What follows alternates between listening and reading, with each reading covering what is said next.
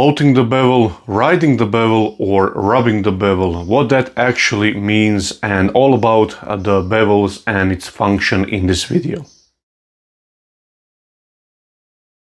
Now in this video, what I'll try to explain is the benefit of the bevels on our tools, what it actually does for us, how it controls our tool and the safety of the cut and direction as well. So all of that in this video.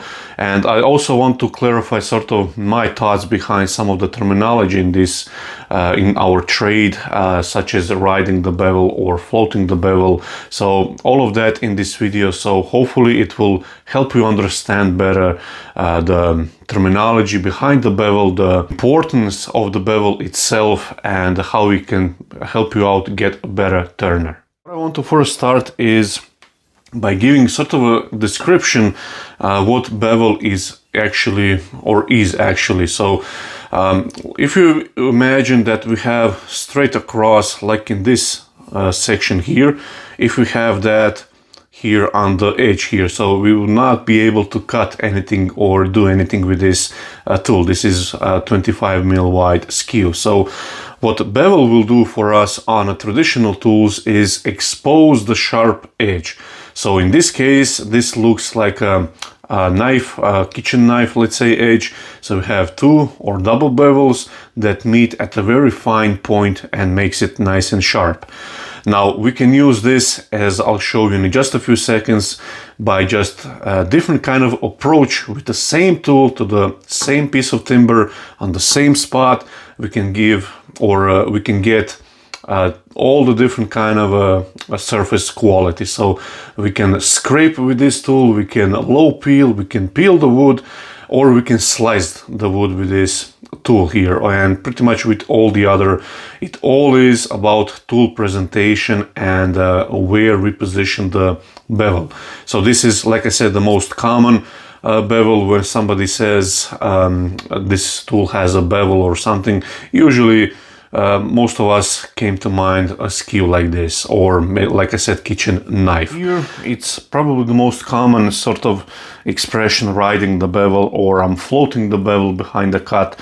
And in order to do so, you have to find that bevel first. So what I like to do is go above rotation and start to drag the skew back and also lifting the handle, and it will sort of fall into natural position. So it's slightly tilted to the right, so there is a gap here, and I want to have the bottom half of the tool in contact with the wood. So what happens is, if I'm above rotation, you can see nothing happens. So as I start to drop the handle down, or sorry, lift the handle up but dropping the tool down, I'll get into this position where I'm using the lower half of the tool and I'm slicing the grain. Now if I position it at 90 degrees across like this, I'll actually show it here as a peeling cut. So I go above rotation and I start to drop the handle down, and you can see I'm peeling the grain away. And I'll show you that once we turn on the lathe as well. So low peel is another great cut to use with the skew, which gives a really good surface. But if the timber doesn't like to be sliced, let's say, you can use low peel, which is, this is peeling, so going on top of the spindle. But for low peel, you want to raise the handle slightly. So I'm in this area, and you can see I'm not so much scraping, I'm more getting the dust. But if I raise the handle, so the handle and the tool itself is level, now I will get scrape, as you can see here, and that will produce the worst cut of all. So what I'll do, first just clean up the spindle.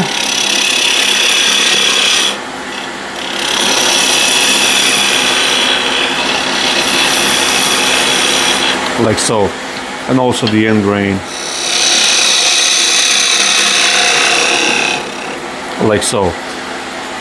Peeling cut, a really quick way of reducing the spindle, let's say. So I go above rotation, I start to lift the handle, and you always want to be in that position on top of the timber or the spindle itself. So you can see we can remove a lot of stock really fast. Low peel, so instead of going above spindle, and this is level, so I want to be somewhere in between the top and the level, which is here, and you'll see I'm getting really a lot of the dust, which is okay, like so, but the surface left behind is really nice. What I'll do is just separate this area, and I want to slice this area like so. So this is another great surface, and you may be able to see slight shine here, and I'll also separate that a little bit with a V-groove. And here what I'll do is just have a level tool and scrape like so. Sounds terrible, and you'll see the surface is actually terrible as well. Now here you should be able to see nicely the peeling cut usually won't produce a clean surface, as you can see here. This is a piece of yew, by the way, and as you can see works quite nice, but nevertheless on some of the more softer timbers like pine, the peeling cut won't look nearly as good as this here, so it can be quite bad looking. But if you just want to size the spindle down, it's a great cut to learn. This is a low peel, and as you can see looks really good, almost the same quality as the slicing cut here, a little bit worse, and doesn't have the shine that this surface have, which is slicing the timber. And finally here you can see quite badly surface here, which is just scraping the wood away, which is quite common, let's say with carbides or anything like that, or just standard scrapers for that matter. You will always see this kind of surface, doesn't matter in which direction you go. So scraping, slicing, low peel, and peeling the timber away, all done with the same tool but different kind of approach. And all of these tools, all of these cuts, sorry, apart from this one here and this here, are utilizing the bevel itself. Just to quickly show you what happens when we don't ride the bevel. So everything is okay if we ride the bevel, and when I flip the skew over, you can see where I'm rubbing, where I'm resting on the wood. This piece of dust here, that's rubbing the, I'm saying rubbing, that's another thing. I'm not pushing hard into the wood. If I push real hard, you risk getting a catch, but also you'll just get a burnish line like this. And you can see where I've again rubbed the bevel in this spot here. If we do it right, you will get a burnish cut, but you have to slice it with a sort of floating behind the wood, let's say. So I'm not pushing real hard.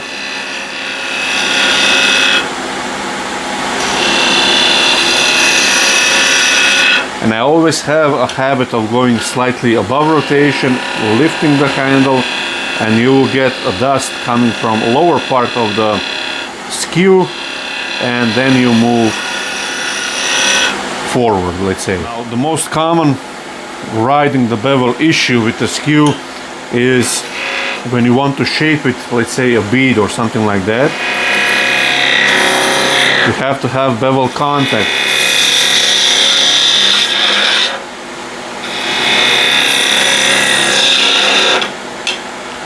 Just get this out of the way and do this one more time.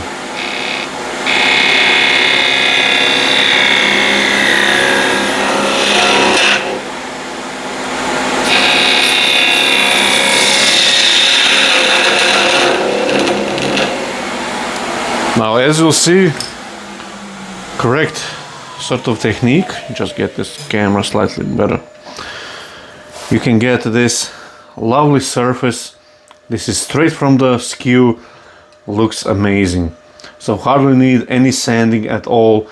So that's riding the bevel again. You can see where I'm contacting the bevel on the skew. So in this area here, and if you lift that over, which I'm going to show you now. So if you lose the bevel contact with the skew, just bring the speed down. So everything will be okay here. But if I lose that bevel contact, let's say I lift and I get a catch. Same can happen with the slice cut. If you're only using a tip of the tool, it will start to move around, and also you will get a ridgy surface. It will be clean surface, but quite ridgy. So I did get a question the other day how to make a spindle nice and straight or cylinder. First, just get this out of the way.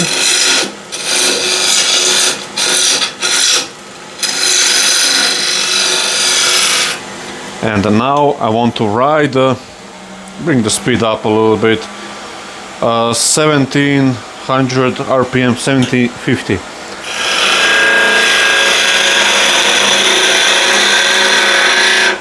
And you can see that's pretty straight cylinder. I can go this way. So you have to ride that bevel.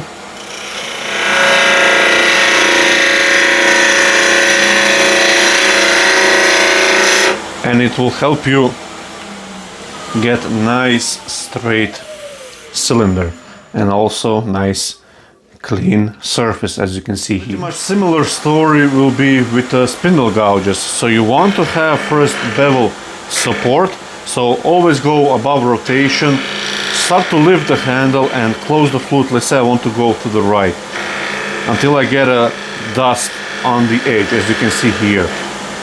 And now I can do whatever I need to do.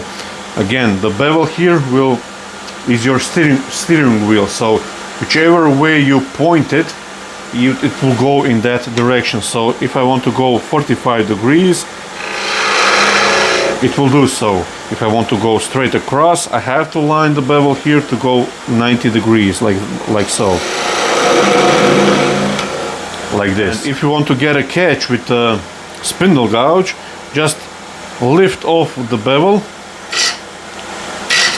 and you will get a catch like that. So I'm only again using the tip of the tool, and that caused this spiral, nice spiral here. So for the coves, same situation.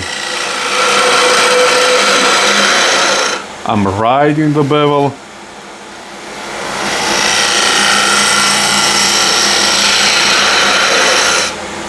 and then continue on with this side.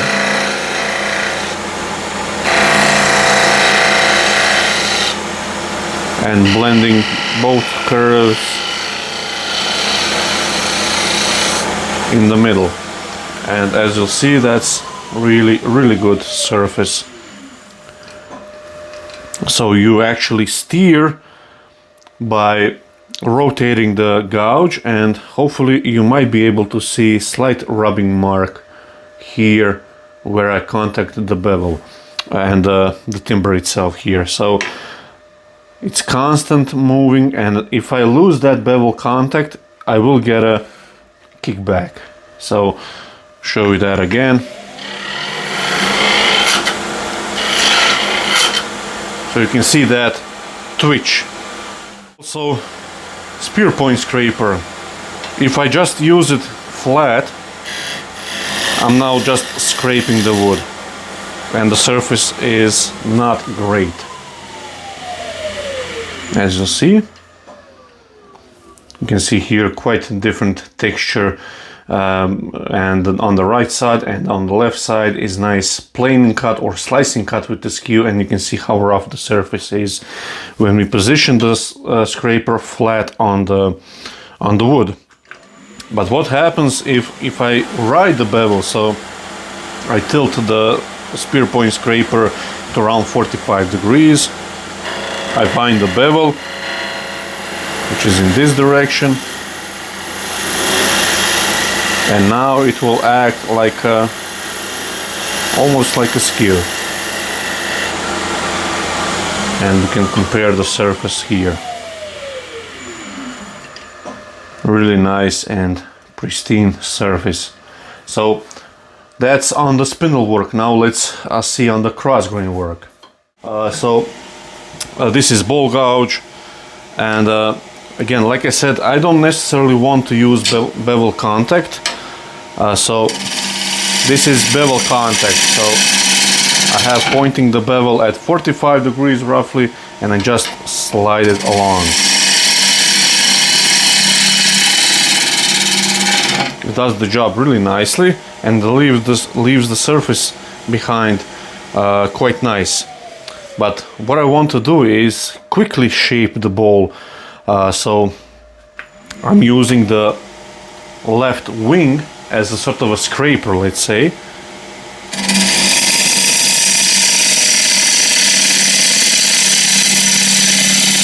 And I can take much heavier cut as well, which again produce faster results. The surface left behind again is not great. Show you that as well from a different angle. So again, I'm not using the nose bevel, but rather the wing, just to shape the ball as fast as I can, let's say. Usually I just scoop out the corner.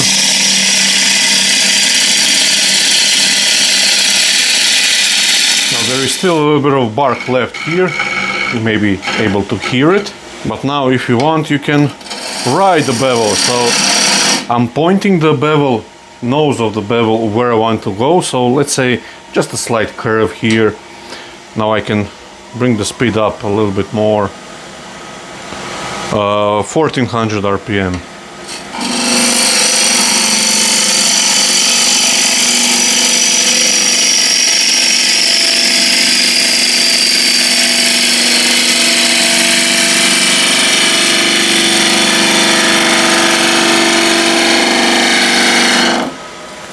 Still a little bit of bark left here,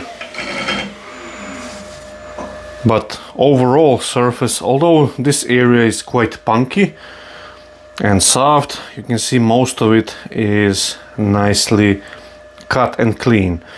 So that's riding the bevel. But what happens if you put too much pressure on the bevel and the wood?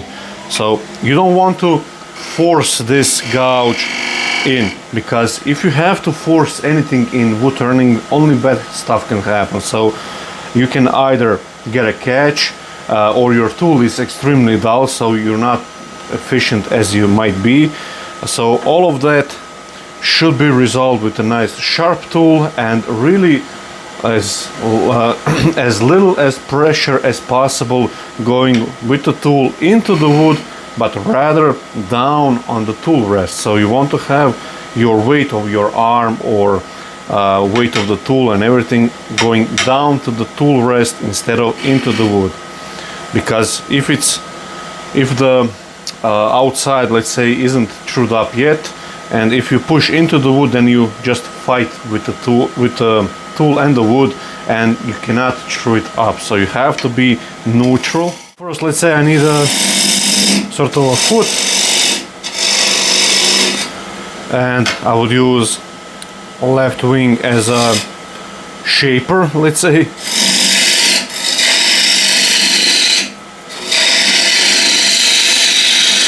Just get the wood out of the way.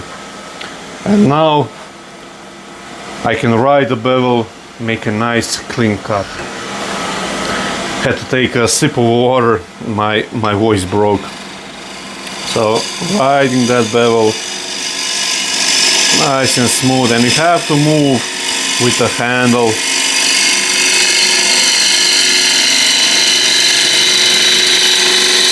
So your body .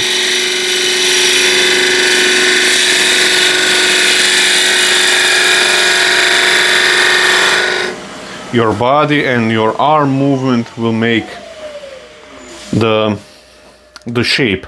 And as you can see, that's, I mean, you don't have to do anything to it. There is a little spot here where I can't reach with the bevel inside, but usually you don't want to, or you can start to sand this one with 240 grit, let's say.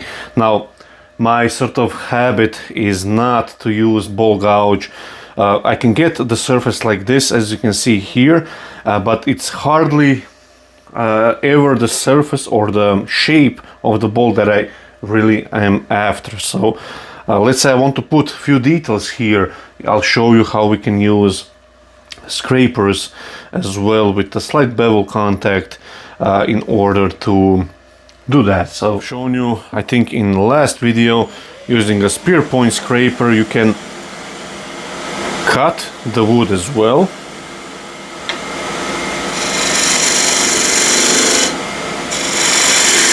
In this case I want to cut the tenon.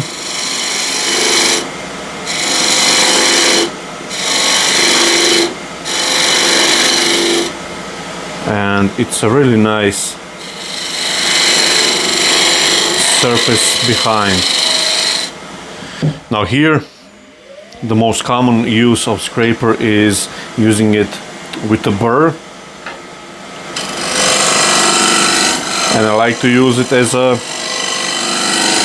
refiner, so I have a refiner for this specific task, but just to show you that it can be done with a square and scraper, let's say.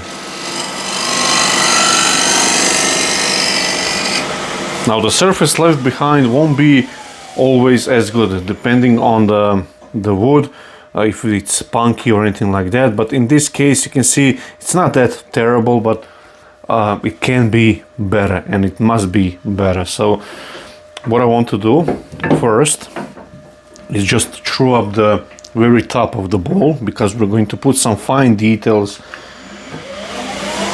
Spindle gouge,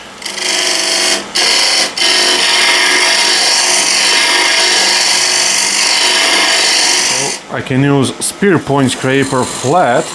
It won't give me much in terms of quality of the surface, but I can get the shape close to where I want. Just take off some of these high spots, like so. And now I want to close the spear point scraper, go into the corner and move away in a nice shear scrape mode. I'll use spindle gouge just to rough it out a little bit. So now again I'm closing the scraper, going into the corner, and now I can move away, and you should be able to see a lot of the dust coming off.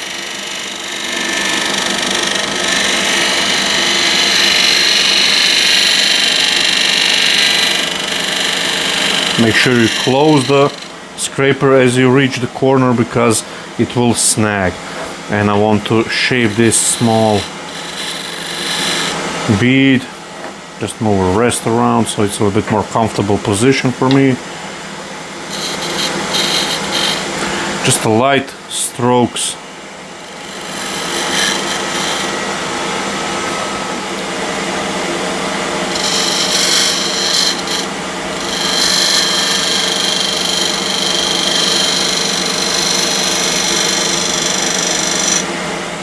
So hopefully you should be able to see how nice, clean it is, going straight into a corner with a nice small bead here.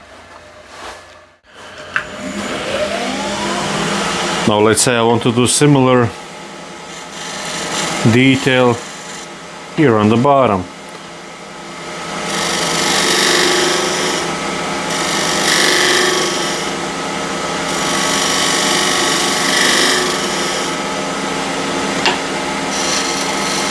Again, there are easier tools to do this, and again in this case, in the case of spear point, the bevels gives us clearance and gives us sharpness of the edge, which then we can use.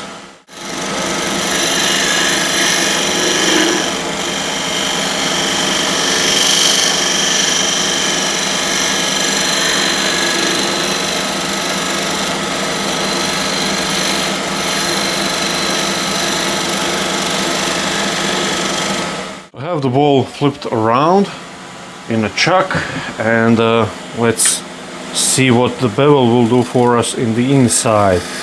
And it is a quite vital asset.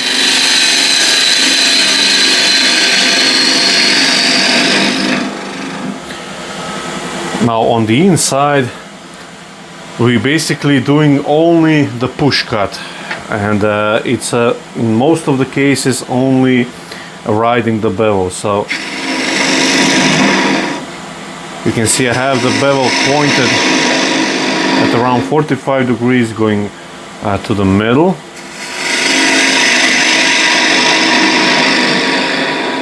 Like so. And if I want to go more towards the outside, then I have to position the bevel slightly different. This might shows a little bit better. So this is around 45 degrees going in, and if I want to go straight in like this, I have to position the bevel like that in this area.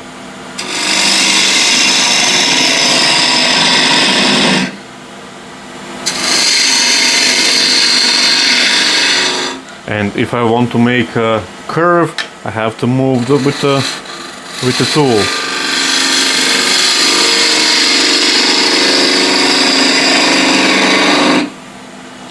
And you'll see the surface left behind should be really, really nice, as you can see here.